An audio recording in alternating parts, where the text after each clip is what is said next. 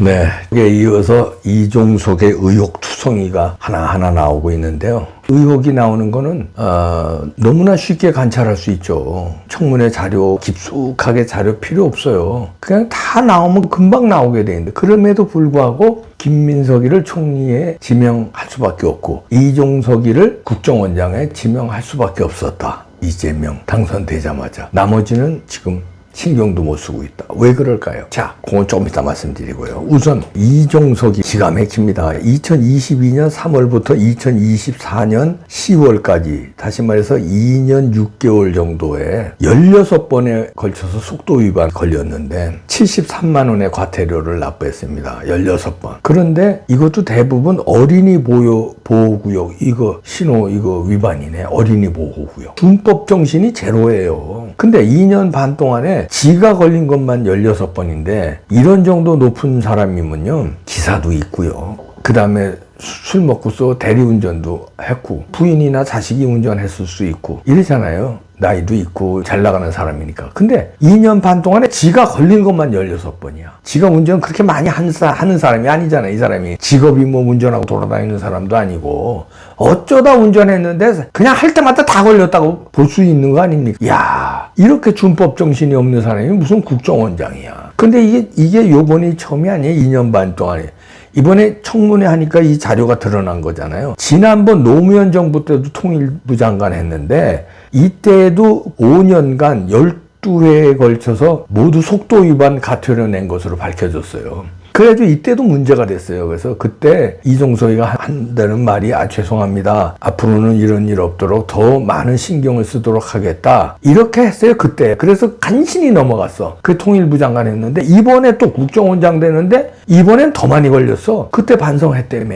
그때 5년간 12번 걸려서 문제가 돼서 반성했다고 앞으로 그런 일 없도록 하겠는데 했다고 약속해놓고 이번에는 2년 반 동안에 16번이야. 그때부터 배가 넘게 걸렸어. 반성한 거냐? 더 분발해서 과태료를 문 거냐? 더 분발해서 위반을 한 거냐? 어떻게 더블 스코어가 나오냐? 반성한 놈이. 이거는 애초에 준법 정신은 없는 사람이라는 거예요. 야, 그리고요. 이 사람이 여기에 이제 해답이 있는데 방북 기록을 그 인사청문회에서 요청했어요. 당신 방북 기록 좀 내놔라 그랬더니 여태 안 내놓다가 뒤늦게 어쩔 수 없이 자료를 냈습니다. 근데 13번 북한을 갔네. 적국에 13번이나 드나든 사람을 국정원장을 시킨다고 하거라? 근데 이게 이유죠. 미국 같으면 CIA 국장 시키는 사람은 CIA에서 뭐 ES라든가 뭐 이런 중국이라든가 중국은 좀 테러 국가 이런데 이렇게 제집 드나들듯이 13번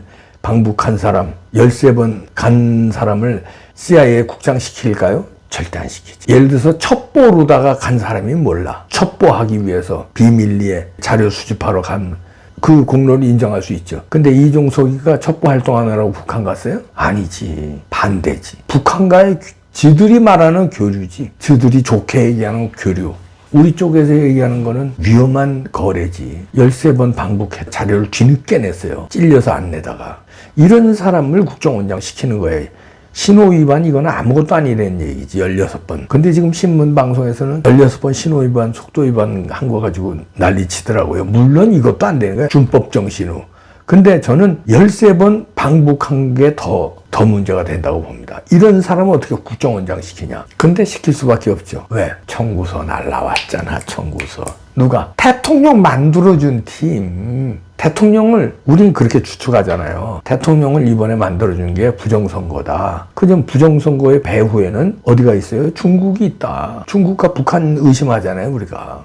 그럼 거기서 청구서가 있지. 괜히 만들어줬겠냐? 아니 무슨 이런 위험한 일을 할 때는요. 대가가 어마어마합니다. 그게 리스크 테이킹이잖아요. 하이 리스크 하이 리턴. 리스크가 클수록 하이 리턴이 크잖아요. 그래서 조폭들 순수익률이 높은 거예요. 걸리면 감빵인데 아니면 칼 맞는데 성공하면 왕창 버는 거. 마약 거래라든가 무기 밀매라든가 이런 거 걸리면 아주 세게 가는데 안 걸리면 막대한 이익을 보는 그게 하이 리턴이잖아요. 그러면 부정선거 걸리면 큰일 나는데 사형이고 국가가 뒤에서 했다고 의심을 받으면 그 국가 신뢰도가 바닥을 쳐서 엄청난 하이 리스크를 테이킹하면서 리턴을 보장받아야지. 그럼 청구서 내밀어야지. 그 청구서가 뭐야? 이런 자리죠. 핵심 자리. 핵심 자리가 저는 두 개라고 봅니다. 국무총리하고 국정원장.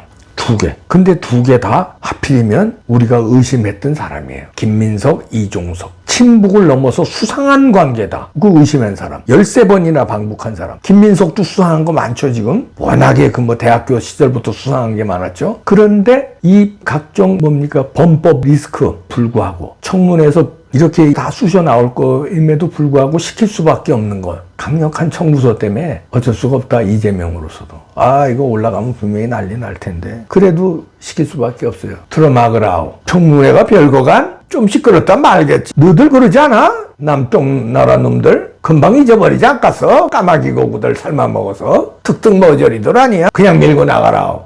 예, 알겠습니다. 뜰떠름하지만 할 수 없죠. 왜냐면 누구 때문에 당선됐는데. 청구서. 이화영이도 청구서 내밀었잖아요. 이화영이. 당선된 지 열흘 만에 나 사면해 주세요. 뭔 얘기야? 나 사면돼야지. 나 억울합니다. 청구서도 찔렸을 텐데 제가 볼 땐 그 청구서는 아무것도 아니에요. 이 청구서. 이건 어디서 날아왔을까요? 이종석 국정원장 청구서. 김민석 총리 청구서. 총리도 그냥 총리가 아니에요. 김민석은. 두고 보세요. 김민석을 만약에 여기서 아웃시키지 못한다면 국민의힘이 어마어마한 총리 될 겁니다. 완전히 실세 총리. 왜? 이재명 당선시켰으니까. 뭘로? 얘기하지 마라. 그 라인 있잖아. 민주연구원장이 움직였잖아요. 김민석 원장일 때. 양정철, 고한석 뭐 다 이거 라인이에요. 그 라인. 그 밑에는 선관위 과장이던 조혜주가 있었고 그게 라인이야, 라인. 그렇게 우리는 의심하잖아요. 부정선거를 탐지하는 사람들은요, 저뿐만 아니라 많은 사람들이 그렇게 의심합니다.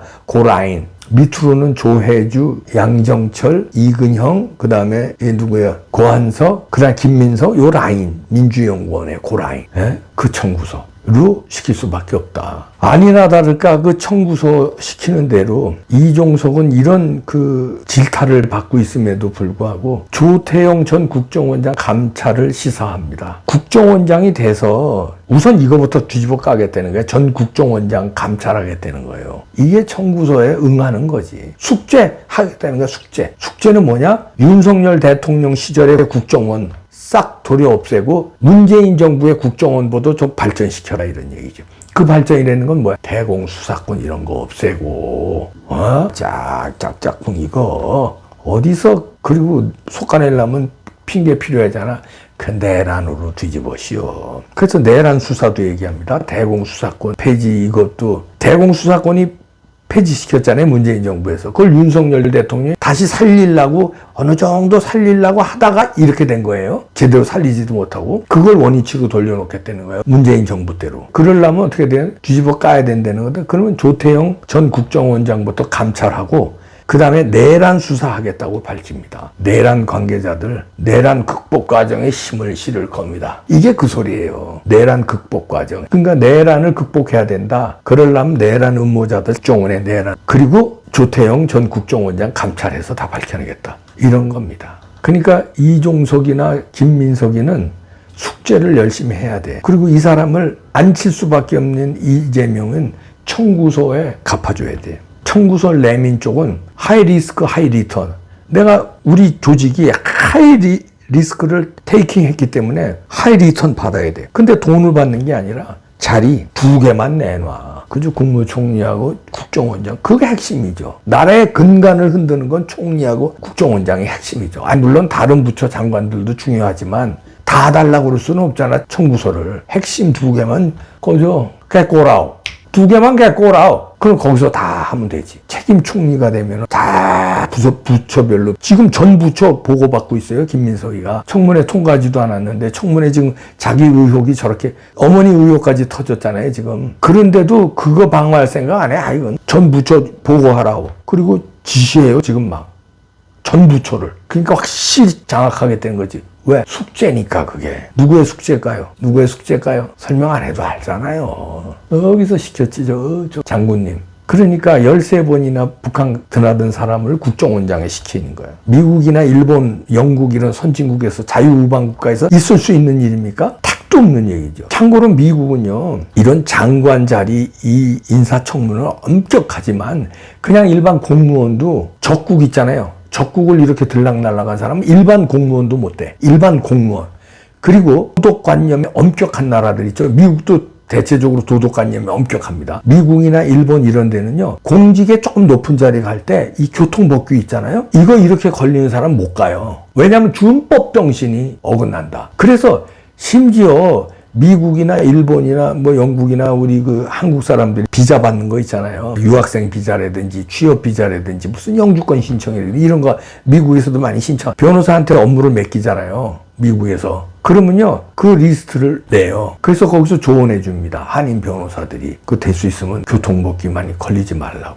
왜냐면 그게 점수에 깎인다는 거예요. 일반 국민들이나 외국인들 비자 받는데, 영주권 받는데 이런 데서도 체크를 해요. 선진국은. 미국뿐이 아닙니다. 영국, 일본 다 마찬가지예요. 호주 이런 데. 그런데 아니 2년 반 동안에 16번 딱지를 끊었는데 그것도 어린이 구역을 위반한 게 딱지 끊었는데 그 사람이 국정원장을 한다? 그냥 공무원도 아니고 무슨 비자 받는 것도 아니고 국정원장을 한다? 이거는 지구상에 아프리카 같은 나라는 어디 있을 수 있겠다. 중남미의 후진 국가는 있을 수 있겠다. 선진국에서는 있을 수 없는 일이에요. 그런데 준법 정신도 그렇지만 북한에 13번이나 들락날락한 사람을 그것도 무슨 국정원장에 그거는 그 사람이기 때문에 북한에 13번이나 갔던 사람이기 때문에 13번 가서 뭐 했겠어요? 관광만 했겠어요? 깊숙하게 논의 내지는 거시기가 거시기. 그렇기 때문에 이종석을 시키는 거예요. 때문에 이런 나라입니다. 넘어가는 나라예요. 그럼 우리는 어떻게 해야 돼요? 우리도 청구서 내밀어야죠. 자, 국민의 청구서. 4.15. 4.1 발음도 안 나온다. 4.19 어게인. 우리 국민의 청구서 내민다. 우리 국민 청구서가 더 무서울 거예요. 알길 우습게 알지? 그쪽 저쪽 높은데 청구서만 무섭지? 우리 이쪽 청구서는 안 무섭지? 자유민주주의 지키려는 청구서야. 부정선거 없는 진정한 민주주의 국가 만들라는 청구서야. 이걸 왜 무시해?